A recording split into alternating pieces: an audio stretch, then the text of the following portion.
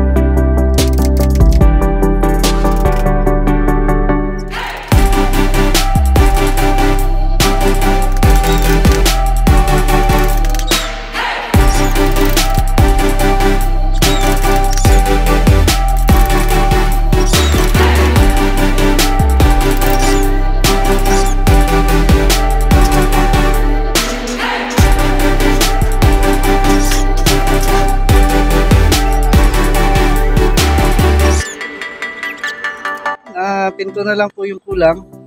Ikabit na po natin yung bubong, tapos naibalik na natin itong shade net natin. So yun, kakabitan natin ang pinto, and syempre lalagyan na po natin yan ng rabbit.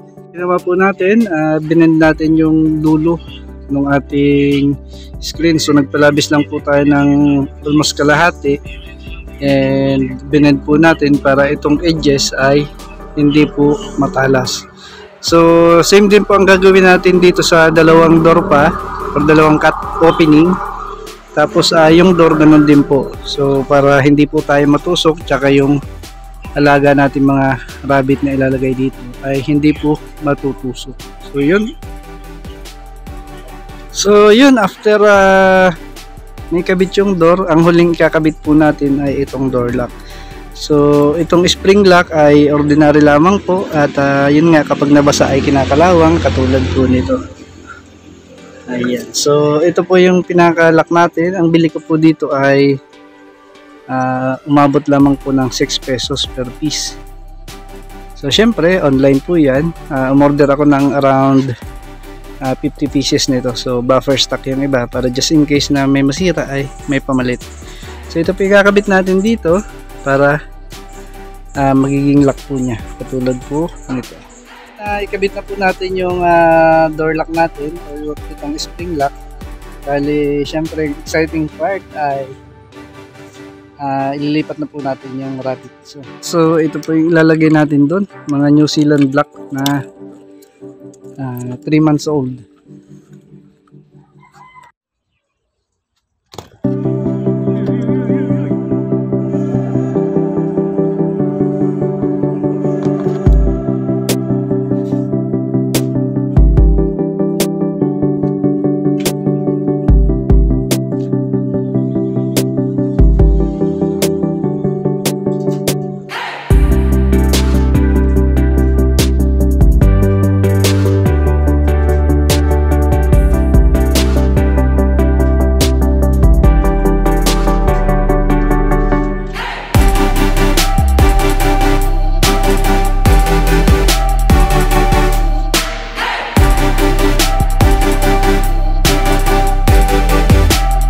Ayan, so mga repa, tapos na po yung ating project.